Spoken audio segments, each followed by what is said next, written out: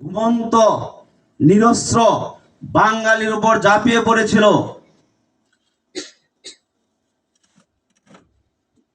তাৎক্ষণিক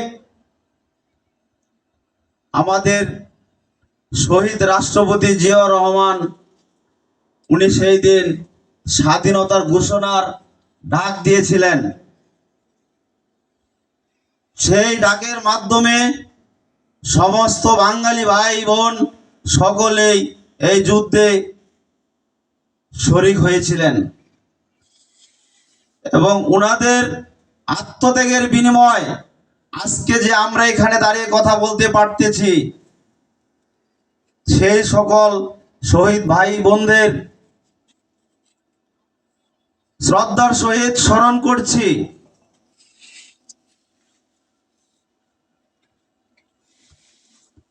এই দিনেই 1971 সনের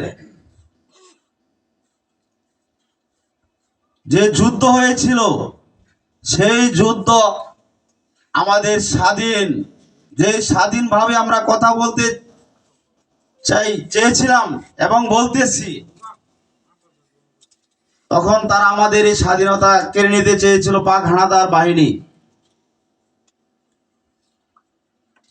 ঠিক তদ্রূপ আওয়ামী ফ্যাসিস্ট শেখ হাসিনা একনায়কতন্ত্র করতে চেয়েছিল এই বাংলাদেশ। ছাত্র জনতার আন্দোলনের মাধ্যমে আমরা আমাদের স্বাধীনতা, বাক স্বাধীনতা,